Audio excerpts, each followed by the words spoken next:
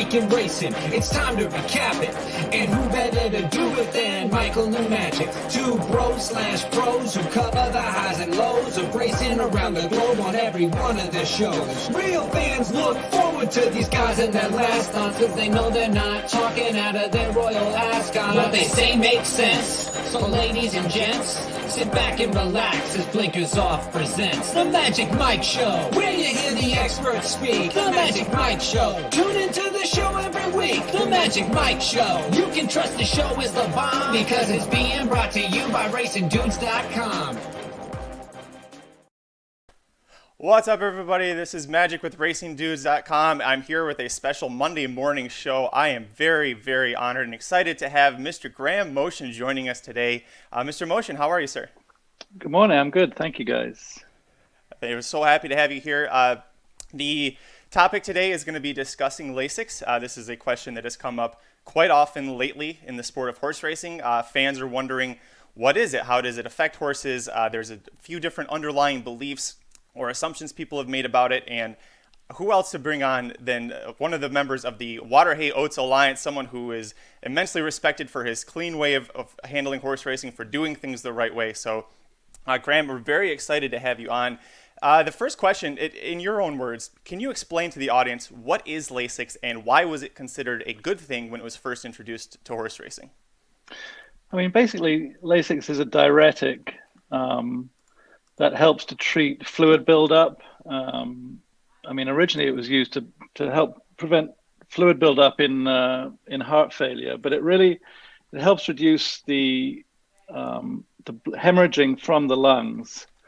And this is something that when horses are put under a lot of pressure, they do tend to hemorrhage to a certain degree from the lungs. Most horses do when they're racing at a fast pace. And Lasix was introduced as a way to decrease this hemorrhaging. So for the layman's terms, because so what he's talking about is that they're hemorrhaging, they're bleeding from the lungs, and so once in a great while, rarely you will see a horse that might after a race have a little bit of blood from the nostril. A lot of times, I'm sure, Graham, you scope the horses and you go down the throat to see whether or not it's happening. So that's why it was created. What do you see as potential negative aspects about horses running on Lasix, whether or not they need it? So, it's a complicated subject. I feel like it greatly helps horses because most horses do bleed or do hemorrhage to a degree when they're put under pressure. The problem with the medication is that in horse racing, we're becoming more and more exposed for racing horses on medication, and the consensus going forward was that this is not something we should be doing on race day, is treating a horse with any kind of medication. And also it's something that's somewhat detrimental to the breed. Ultimately, if we're breeding horses that were very successful race horses but were bad bleeders, in some ways we're diminishing the breed in the long run. So I guess on that notion, because a lot of the people who are on the we don't need Lasix race day, they tend to point at internationally, a lot of the horses seem to be fine. Is that kind of related to what you just mentioned, where there are a lot more race day medications in use in America than, say, in Europe or Dubai?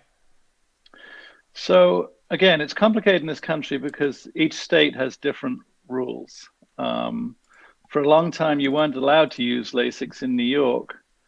And the problem I see with not being able to use it is that people are going to start trying to use other things. In any competitive sport, people are always trying to take an edge. The one thing about Lasix is it is somewhat controllable, and it does somewhat put people on a level playing field. But having said that, it is a performance enhancer.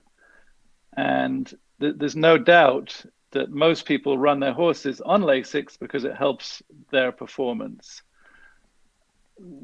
The concern I have going forward is that by doing away with Lasix, people are going to be looking for other alternatives to prevent hemorrhaging.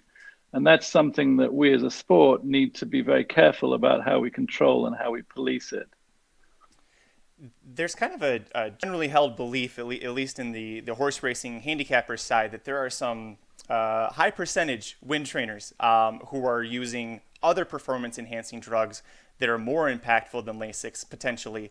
They also believe that Lasix can be used to mask some of those drugs, and I don't know any of the science behind that. You might not as either, but do you feel that focusing on Lasix is the correct move right now in horse racing in 2021, or do you think there are bigger issues, maybe other drugs? Maybe we saw what happened with the FBI about 10 months ago.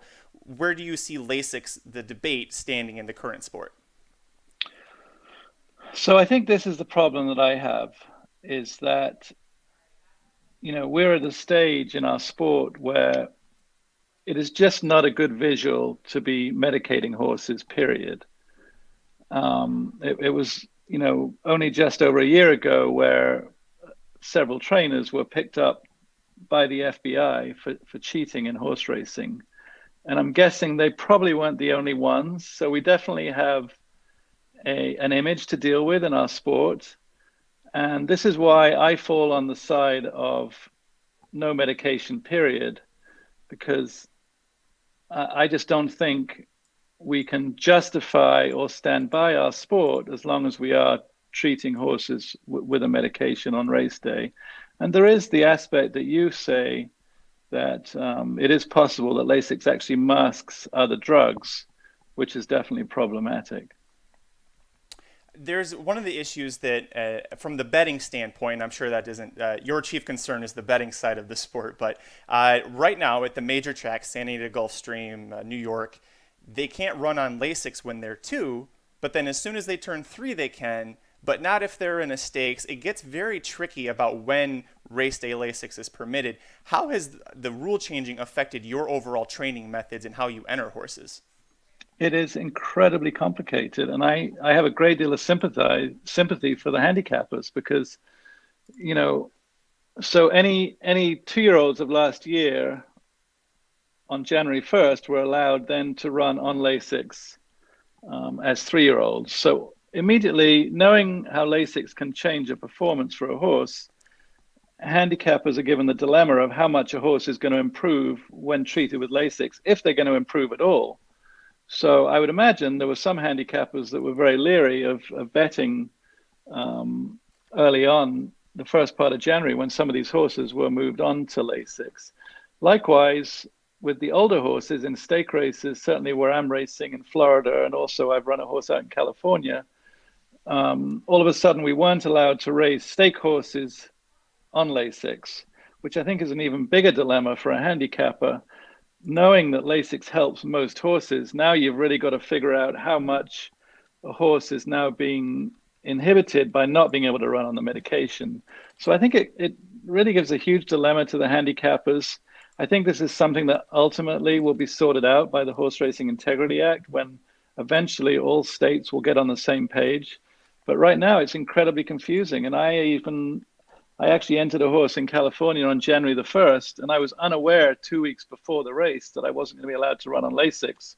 So this is how quickly rules change in this country, and how, I train out of Fair Hill in Maryland, but on any given weekend, I might run at 4 or 5 different states. And every state is like an individual country where they have different rules, and it's very hard to keep up with the medication rules, in particular with Lasix this year, where even in Florida, at Tampa, my understanding is we're going to be allowed to run on Lasix, but at Gulfstream, we are not allowed to run on Lasix. So this is going to be a real dilemma for handicappers going forward. Then you also, right now, it's the Kentucky Derby and Kentucky Oaks Trail season, and you have horses that if you want to earn points in those races, say you win a race, you can only earn those points if you're running without Lasix as well. So it's definitely something that midway through January, we're still going to have plenty of time to try and figure this out. Are you more likely, because of the Lasix rules, to prep a horse without Lasix in the races, if you can, if you can humanely run the horse without Lasix in a race to prep? Is that something you're looking at doing, assuming that horse could one day be a stakes performer, and you want to be sure that this horse can run well on race day without the Lasix? So this again is tricky because I have some horses that, are known as fairly good bleeders. By that I mean they do tend to hemorrhage to a certain degree. And when I'm talking about bleeding, we're talking about not visually coming out of the nostrils. We're talking about when we actually put a scope down the trachea, we can actually see a trace of blood coming from the lungs. So this is not something that's visually you're going to see without looking with a scope. But my feeling is that in order to prevent horses from bleeding in the afternoon, we actually have to help them in the morning, because every time a horse bleeds, they're doing a little bit of damage to the lung. And I think if they continue to hemorrhage in the morning, eventually they get to a point where they're going to become worse bleeders in the afternoon. So my philosophy is going to be to help them as much as I can in the morning. And likewise, in the jurisdictions where we can use Lasix in non-stake races, I will be inclined to keep them on a certain amount of Lasix in order to prevent them from hemorrhaging, so that when they do have to run without it, hopefully there's not too much damage done to the lungs already, if that makes sense. That makes perfect sense. I hadn't thought about it that way, but almost like you're helping build up their immune system a little bit, so then when they run without it, they have less likely chance of getting a cold, for example. Correct, because every time they bleed a little bit, they're doing some damage to the lungs. And this is something that we try to prevent. And there are certainly new ways to help this. We have at Fair Hill, we have access to a hyperbaric chamber, which is, it sounds like a sort of, I think it gets a little bit of a bad reputation, but really what the hyperbaric chamber does is it actually heals damage to the lungs. It can heal other things, such as wounds on a horse's leg. It speeds up the healing process, but the hyperbaric chamber can really help heal any damage done to the lungs from bleeding, which is why we use it as a tool. We also have a salt room, which is where a horse goes into a room and can actually inhale salt through the air, and that also helps to heal any damage to the lungs and clear up any mucus in the lungs. So anytime you can decrease damage and mucus in the lungs, hopefully going forward, you're going to help prevent them from hemorrhaging in a race. I know that the salt room trick also works on humans if you get done with a strenuous either running or activity or something like that. Or you're probably still 30, 40 years away from needing it yourself, but as you get older, you probably can take an advantage from the salt rooms as well. We have a question. So the benefit of doing this live is, and thank you everybody who's joining us. We've got a lot of people watching. If you're fans, if you're watching, you have a quick question for Graham about this. This is a great time. One of them is from Michael Myers. He asks, is there a different method or drug that could reduce the hemorrhaging that should be legal? And you may not know of anything that's coming through, but can you give us an insight into that? I mean, there are other drugs that even now, and up until a couple of years ago, we could use along with Lasix, such as Amicar, which I believe is used in pregnancies when to prevent a mother from excessively bleeding. I think they use Amicar. I believe I'm right in saying that, so don't jump on me if I'm wrong. But so there are other medications that have been used in conjunction with Lasix, but no, the answer to the question is we're trying to do away with medication, period. So I really don't think there are going to be other medications to replace Lasix other than herbal medications that you can supplement them with. And then David Barista, who's one of our fans and actually was the person who convinced me to do this interview in the first place, find an expert on Lasix. He wants to know, is it inhumane to ban the Lasix, considering the percentage of horses that may and will bleed, as you're saying, without the medication? I know you touched on this a little bit before, but if you can touch back on it for us a little bit. I don't think it's inhumane. I think what's going to happen is a horse that really is a very bad hemorrhager that you're not going to be able to control. At that point, it's possibly inhumane to be allowing that horse to race. So, I think what we're going to do ultimately is we're going to prevent the really bad bleeders from being able to run. And I also think there's another side to it. I think that as a trainer, we're going to have to figure out ways to get horses to the races that possibly do bleed without just using medication as a crutch, because ultimately it is a crutch. And, we're going to have to get a little bit clever about how we breeze a horse before a race. So, if a horse that I have is particular bad bleeder, I'm not going to want it to go out and have a black type work 5 days before it runs. If I know it's going to hemorrhage, I might do something a little slower, and I might do it 7 or 8 days out from a race instead. So I think we're going to have to adjust as we know our horses and as we know they bleed when we can't necessarily use a medication to handle it. We have a doctor who is confirming. He's watching right now, and he says you were correct about Amicar. So I wanted to make sure that you were correct about that Amicar statement earlier. Well, good. I'm glad I didn't misquote. And Amicar is something to this day we still do use with bad bleeders in the morning. You cannot race on it, but you can use it a certain amount of time out from a race to help with a bad bleeder. So I know we have a short period of time, and thank you so much for your time. I have a couple quick questions for you, and then we can let you get on with your busy Monday. I mentioned at the top of the show, Graham, that you're part of the Water, Hay, and Oats Alliance, the WOA, which is very focused on getting the sport back to being as clean and about pure horsemanship as possible. Do you ever see a realistic situation where the WOA's goal of being completely drug-free, do you see that happening someday in American racing? I think we're close to it. I mean, I think when the Horse Racing Integrity Act goes through, we're going to be very close to having a perfect scenario where we don't race on medication. So yes, I do see a future of that. And then the last question for you, if I made you the sole commissioner of horse racing, you have national oversight over everything involved with the sport, what's one of the first actions that you want to take as commissioner? So, I mean, the most important thing to me is having national rules. The state-by-state rules makes life extremely complicated. And that's why, quite honestly, we see a lot of positives in this country. And the other thing that I feel really strongly about is supervising trainers on the backside and being able to impose these rules that we have so that we do cut out the cheatings. Most trainers don't want to cheat. It's only a small amount that are out there that do. And we really need to oversee. We need to back up our rules and oversee what goes on the backstretch and in the training centers. Right. Florida is interesting. I just found this out recently, is there are so many satellite training centers, some of them completely not covered or not controlled by any jurisdiction, it seems to be. So is racing in Florida, is that the hardest state to race in because of that? Or what's your experience with the Florida racing setup? I think Florida is a little bit of a unique situation because they don't have a racing commission. So it's a little bit of the Wild West in Florida. But I do think this is a big problem going forward for racing jurisdictions. We train at Fair Hill. We are not overseen by a racing body. And I think somehow we're going to have to figure out in the next couple of years how we're going to control what goes on at the training centers.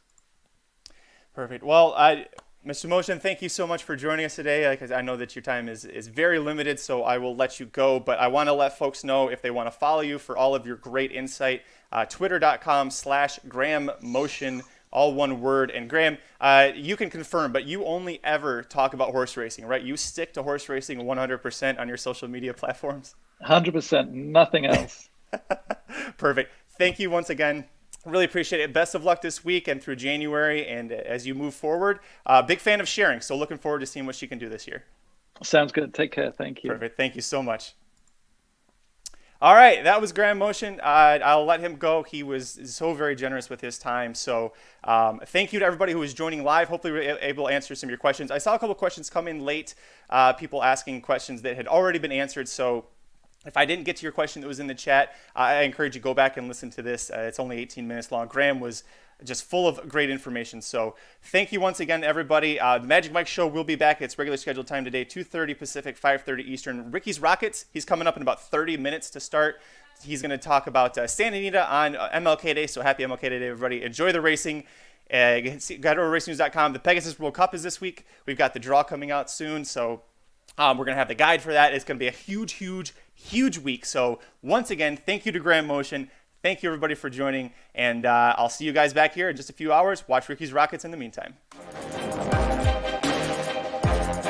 The Magic Mike Show, where you hear the experts speak. The Magic Mike Show. Tune into the show every week. The Magic Mike Show. You can trust the show is the bomb because it's being brought to you by RacingDudes.com.